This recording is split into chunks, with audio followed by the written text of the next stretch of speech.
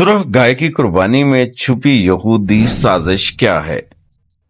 मकबूजा मगरबी किनारे में एक पहाड़ की चोटी पर 5 सुरख गायें चारा खा रही हैं।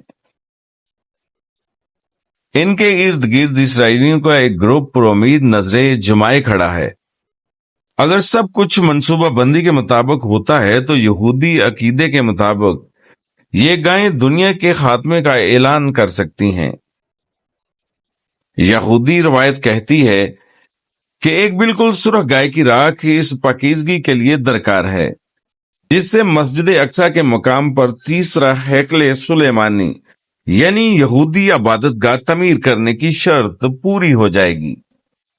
इसके बाद खैर शर का आखिरी मार्का होगा और दुनिया का खात्मा हो जाएगा। दरअसल इस रवायत के पीछे नापाक से खूनी साजिश का मंसूबा छुपा है, जो मुसलमानों के किबला अव्वल मस्जिद अक्सा के जगह यहूदी इबादतगाह तमीर करने से मुतल्लिक है। इंतहा पसंद यहूदी ग्रुपों का कहना है कि ये हेकल मकबूजा बैतुल में बुलंद सतह मुर्तफा पर तमीर किया जाना चाहिए, जहां मस्जिद अक्सा और गुंबदे सहरा मौजूद हैं। कुछ का ख्याल है कि इस मकाम पर तीसरे यहूदी मोहब्बत की तमीर मसीहा की आमद का ऐलान होगा।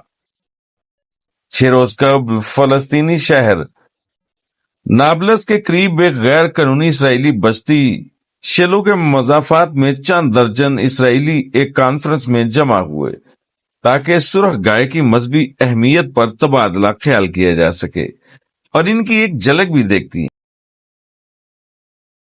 थर्ड टेंपल कम्युनिटी का एक मस्करा रुकन फिशमैन ये दौर की कोड़ी लाया कि मस्जिद अक्सा का इंतजाम संभालने वाले वक्फ को रकम या हदिया के अवज यहूदियों के लिए मस्जिद का अहाता इस्तेमाल करने पर आमादा किया जा सकता है।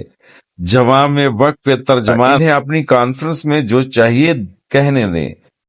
वक्फ हमेशा अपने फैसला कुन राय पर जोर देता है कि मस्जिद अक्सा सिर्फ मुसलमानों के लिए है और इसमें किसी किस्म की शराकत या तकसीम कबूल नहीं।